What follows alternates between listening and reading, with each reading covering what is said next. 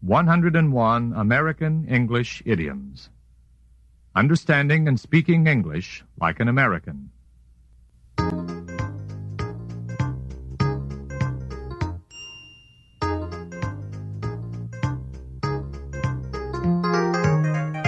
Section 9.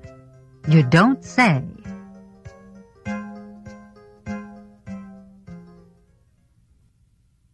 Money talks. Money can influence people.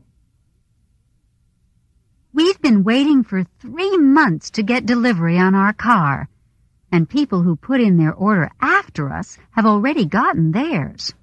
Well, money talks. Why don't you try giving the dealer a little something extra to move things along? I know full well that money has the power to influence people, but I refuse to pay extra for a service that is owed to me as a client. If you want to have your car, maybe you'd better reconsider. Let sleeping dogs lie. Do not agitate a potential source of trouble. You'd better not say anything to the owner of the building about painting your apartment. If I were you, I'd let sleeping dogs lie. The last time you asked him to do some repairs, he raised your rent. You're telling me not to make trouble if I don't have to. But I'm going to risk making him angry, since I can no longer stand to look at the paint peeling off the walls.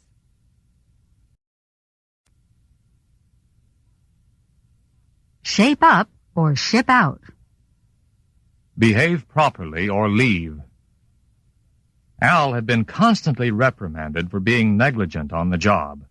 Finally, in desperation, his supervisor exclaimed, "Shape up or ship out." Al admitted that he had not been taking his work seriously and realized that he should be more conscientious about his job or he would be discharged. If the shoe fits, wear it. Admit the truth. Joe feels rather badly because he's always being criticized for his sloppy personal appearance. With reason. If the shoe fits, wear it, I always say. Still, I can't help feeling sorry for the guy. I know that what people say about him is true, and that he should admit it. He doesn't seem to want to improve his appearance. Evidently, he himself can't see anything wrong with the way he looks. Different strokes for different folks. Everyone has different interests and tastes. It's hard to understand how Millie and Ron ever got together. She has always gone in for sailing, and he can't stand to be on water. He enjoys the opera, and she likes jazz. You know what they say, different strokes for different folks. You don't have to tell me that everyone has different interests and tastes. I still can't figure out what attracted them to each other in the first place.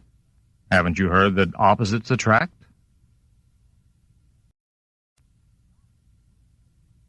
Bark worse than one's bite. Not as bad-tempered as one appears. On occasion, Mr. Hopkins speaks harshly to his students, especially when they fail to complete their homework assignment. Nevertheless, they all know that his bark is worse than his bite.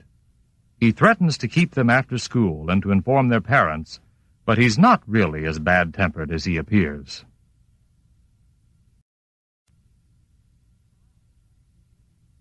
Eyes are bigger than one's stomach. Take more food than one can eat. Chris, why don't you finish eating that third helping of dessert? I guess my eyes were bigger than my stomach when I said I wanted more. I'm not surprised. The same thing happens to me. Sometimes when I'm really hungry, I'll take more food than I can possibly eat.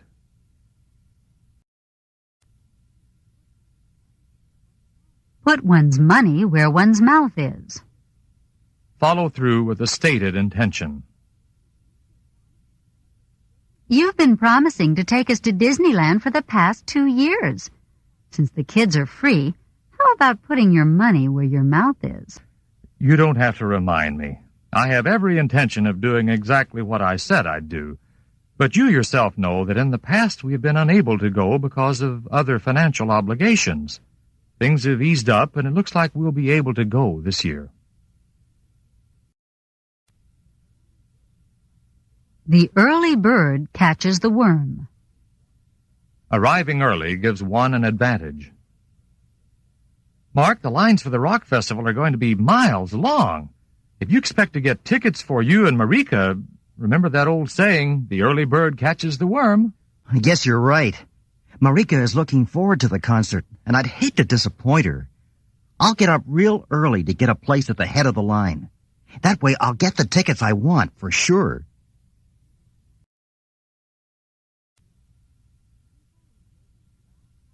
People who live in glass houses shouldn't throw stones. One should not criticize when one is equally at fault. Janet has often criticized her friend Lois for driving too fast, yet she herself has had her license suspended for exceeding the speed limit. Lois once tried to tell her that people who live in glass houses shouldn't throw stones, but it didn't do much good. Janet simply didn't accept the fact that she should not pass judgment on other people when she is just as bad as they are.